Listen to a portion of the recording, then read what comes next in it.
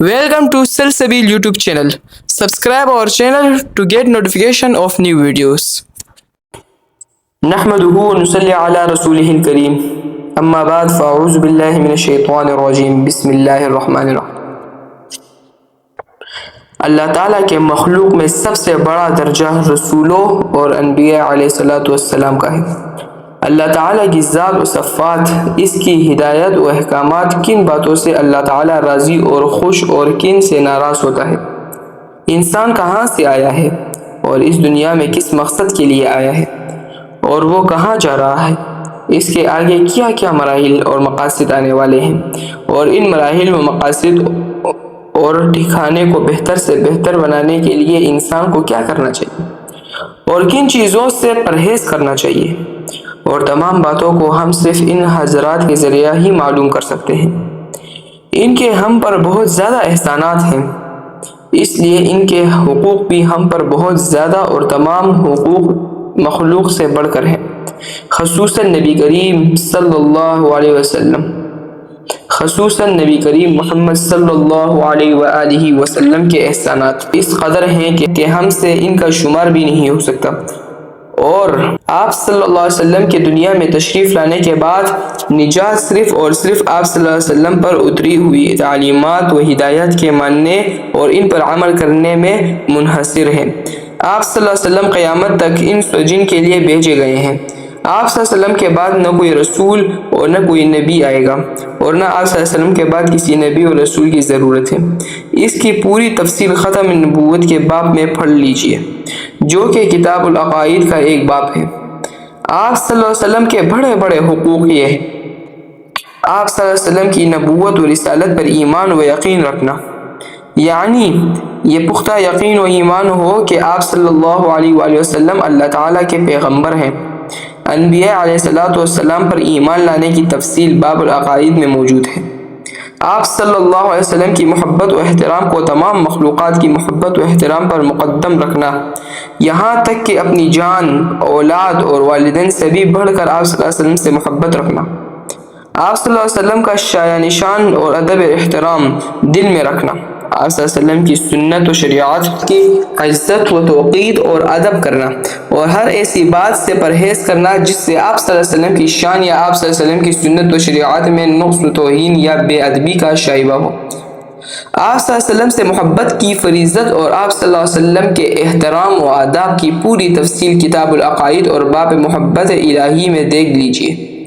زندگی کے ہر شعبہ، عبادت، اخلاقیات، معاملات، معاشرے وغیرہ، تمام کے تمام آپ صلی اللہ علیہ وسلم کی اطاعت اور پیروی کرنا، آپ صلی اللہ علیہ وسلم پر کثرت سے درود شریف پڑھنا، ہر حال میں ممکن حد تک آپ صلی اللہ علیہ وسلم کی شریعت و تعلیمات کا دفاع کرنا، یعنی دشمنان اسلام جب آپ صلی اللہ علیہ وسلم نے شبہات پیدا کرنے کی کوشش کریں یا وہ ہتھیاروں سے حملہ آور ہوں یا آپ صلی اللہ علیہ وسلم کی ذات یا شریعت پر حملہ آور ہوں، تو اس کا مضبوط دفاع مسلمانوں پر فرض ہے۔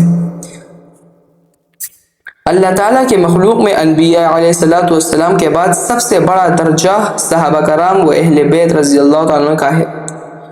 انہی کے واسطے ہمیں قرآن مجید اور آپ صلی اللہ علیہ وسلم کی تعلیمات پہنچی ہیں، اور انہی کے ذریعے فلاح و کامیابی و والدین اسلام ہم تک پہنچا ہے۔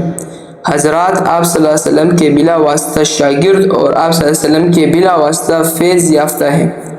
امت مسلمہ پر ان کے عظیم احسانات ہیں، اس لیے ان حضرات کے حقوق بھی بہت زیادہ ہیں۔ یہاں ان کے بڑے بڑے حقوق بیان کیے جاتے ہیں۔ ان سب کا ادب و احترام کرنا اور ان سے محبت رکھنا، ان کو برا بھلا کہنے، ان پر تنقید کرنے اور ان کی تنصیب کرنے سے پرہیز کرنا اور ان کی توہین سے بچنا، ان کا دفاع کرنا، یعنی جو لوگ ان پر کچڑا اچالتے ہیں اور ان کے متعلق شکوک و شبہات پیدا کرتے ہیں، ان شکوک و شبہات کا ازالہ کرنا اور صحابہ کرام رضی اللہ تعالیٰ عنہ، اہل بیت کرام رضی اللہ تعالیٰ عنہ کے ناموس اور عزت کی حفاظت کرنا، ان حضرات کی اقتداء اور اتباع کرنا اور اس مبارک جماعت کو معیار حق ماننا، تمام صحابہ کرام رضی اللہ تعالیٰ عنہ اور اہل بیت رضی اللہ تعالیٰ عنہ کے عادل ہونے کا اعتقاد کرنا۔ جو شخص یا جو جماعت صحابہ کرام رضی اللہ تعالیٰ عنہ اور اہل بیت رضی اللہ تعالیٰ عنہ کے ساتھ بغض رکھے، ان کو گالیاں دیں، ان کی توہین اور تنقید کرے، ایسے لوگوں سے دور رہنا۔ اللہ تعالیٰ کی مخلوق میں انبیاء اور صحابہ کرام رضی اللہ تعالیٰ عنہ کے بعد سب سے زیادہ محترم و مکرم مشائخ اور علماء کرام ہیں۔ یہ حضرات انبیاء علیہ السلام اور نبی کریم صلی اللہ علیہ وسلم کے وارث ہیں۔ ان کے حقوق و آداب یہ ہیں: علماء اسلام اور مشائخ کا دل و جان سے احترام کریں، ان کے لیے دعائے خیر کریں، اگر وہ زندہ ہیں تو ادب و احترام اور محبت سے ان کے ساتھ پیش آئیں، ان سے علم حاصل کرنے کی کوشش کریں۔ اگر کوئی کسی عالم دین اور شیخ سے کوئی مسئلہ معلوم کرنا چاہے تو بحث کے انداز پر مسئلہ معلوم نہ کریں، بلکہ ادب کے ساتھ پست آواز سے بات کریں۔ اگر مسئلہ سمجھ میں نہ آئے تو کسی دوسرے عالم سے معلوم کر لیں، مگر پہلے عالم کی تحقیر و ترذیل اور توہین سے پرہیز کریں۔ ان سے بغض و مخالفت کا رویہ نہ رکھیں۔ جو شرپسند عناصر علماء اسلام اور مشائخ کی جان و مال یا عزت کے درپے ہوں تو مسلمان پر فرض ہے کہ وہ ان کا دفاع کرے اور شرپسند عنایت کو توہین سے روکے۔ اگر قدرت ہو تو توہین کرنے والوں کو مناسب سزا بھی دے دیں۔ حسب سعت و ضرورت ان کے ساتھ مالی تعاون کرے اور ان کی خدمت کریں۔ شیخ اور پیر تو باعتبار تربیت و اصلاح ظاہری و باطنی کے روحانی باپ کی طرح ہیں۔ ان کے حقوق تو اور زیادہ ہیں۔ ان کے ساتھ اور ان کے اقراب کے ساتھ وہی معاملہ کرنا چاہیے جو حسن سلوک والدین کے ساتھ اور والدین کے اقراب متعلقین کے ساتھ کیا جاتا ہے۔ علماء و مشائخ انبیاء علیہ السلام کے علوم کے وارث ہوتے ہیں۔ ان کی اصلاح و بگاڑ پر امت مسلمہ کی اصلاح و بگاڑ کا دارومدار ہوتا ہے۔ اس لیے ان حضرات کے فرائض اور ذمہ داریاں بھی بہت زیادہ ہیں۔ ان کی چند ذمہ داریاں یہ ہیں: علماء مشائخ کا کردار اعمال اور اختلاف اسلامی تعلیمات کے عین مطابق اور اعلیٰ ہو۔ یاد رہے کہ صرف دینی امور سیکھنے کا نام علم نہیں، اور نہ وہ شخص عالم کہلانے کا حقدار ہے جو علم کے مطابق عمل نہیں کرتا۔ لہٰذا علم کے مطابق عمل ضروری ہے۔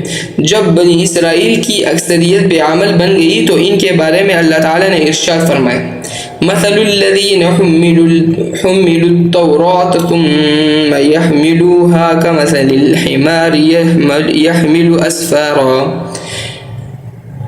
ان لوگوں کی مثال جن کو تورات کا حامل بنایا گیا پھر انہوں نے اس کو نہ اٹھایا، گدھے کی سی ہے جو کتابوں کا بوجھ اٹھائے ہوئے ہیں۔ اللہ تعالیٰ کی کتاب جس قوم کو دی جاتی ہے اس لیے دی جاتی ہے تاکہ وہ اس کو اپنی زندگیوں میں لائے اور اس کے احکامات و ہدایات کی تعلیم و تبلیغ کرے۔ جو قوم اور جو امت کتاب اللہ تعالیٰ کا حق ادا نہ کرے اس کی مثال اس گدھے کی سی ہوتی جس کے اوپر عالمی کتابیں لدی ہوئی ہو اور وہ ان سے کوئی فائدہ نہیں اٹھا سکتا۔ اگر گدھا مخلص اس بات پر فخر کرنے لگے کہ دیکھو میرے اوپر کیسی کیسی پر حکمت اور عالمی کتابیں لدی ہوئی ہے، لہٰذا میں بڑا عالم اور معزز ہوں، تو یہ بات اس کی حماقت میں اور اضافہ کرے گی۔ حضرت عمر فاروق رضی اللہ عنہ نے حضرت کعب رضی اللہ عنہ سے فرمایا: تمہارے نزدیک صاحب علم کون ہیں؟ انہوں نے جواب میں عرض کیا: الذین یعملون بما یعلمون، وہ لوگ جو اپنے علم کے موافق عمل کریں۔ اگرچہ ایمان و عمل اور تقوی ہر مسلمان کے لیے ضروری ہے کیونکہ انہی اموار پر فلاح و نجات کا دارومدار ہے، لیکن علماء کے لیے ان چیزوں کی اہمیت اور بھی بڑھ جاتی ہے کہ انہوں نے عوام الناس کی رہنمائی کرنی ہوتی ہے۔ اگر علماء عمل ان کے علم کے خلاف ہو تو اس سے عوام میں بے علمی اور گناہوں پر جرات اور زیادہ بڑھ جاتی ہے۔ اس میں شک نہیں کہ زبانی تبلیغ و نصیحت کا بھی اثر ہوتا ہے، لیکن زبان کے پندروں نصیحت کا اثر اتنا نہیں ہوتا جتنا عملی مثال کا اثر ہوتا ہے۔ لہٰذا علماء کے لیے از بس ضروری ہے کہ وہ عالم مسلمانوں کے لیے نبی کریم صلی اللہ علیہ وسلم کے اخلاق و طریقوں اور دین اسلام کا عملی نمونہ بنے، تفکر و تدبر کے عادی ہوں، یعنی قرآن مجید کے معنی و مطلب میں غور و فکر کریں، دین کے مختلف احکامات کی مصلحت اور عدالت پر غور کر کے نئے پیدا شدہ مسائل کا حل تجویز کریں۔ نیز ایک عالم کو چاہیے کہ وہ اپنے نفس میں خوب تغور کر کے اپنی خامیوں پر نظر کرے اور ان کی اصلاح میں لگا رہے، تاکہ وہ اخلاق حسنہ اور اخلاق اعلیٰ کردار کا نمونہ بن جائے۔ نیز عالم کو چاہیے کہ وہ عام مسلمانوں سے زیادہ ذکر اور آسمان و زمینوں میں غور و فکر کا عادی ہو، لوگوں کو خیر اور نیکیوں کی طرف بلائیں اور برائیوں سے منع کریں، اور پورے دین کو پوری دنیا میں پھیلانے کی فکر اور کوشش کریں۔ مخلوق اور لوگوں سے طمع و خوف نہ رکھیں۔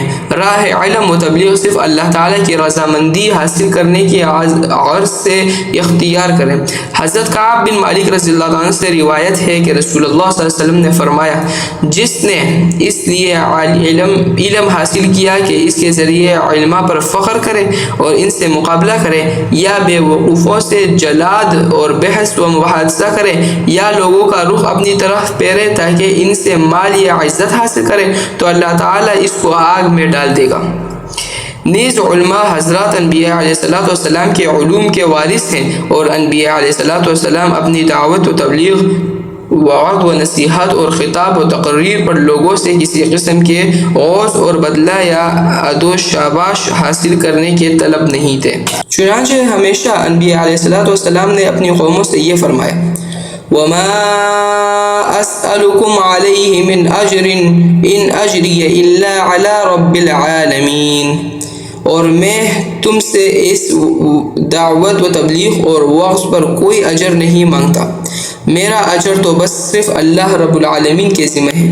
نیز نبی کریم صلی اللہ علیہ وسلم کے ایک اشارے کا خلاصہ یہ ہے کہ جو کوئی علم دین محض اس لیے حاصل کرے کہ اس کے ذریعے دنیا کا سامان، دولت یا عزت وغیرہ حاصل کرے، تو قیامت کے روز اسے جنت کی خوشبو بھی میسر نہ ہوگی۔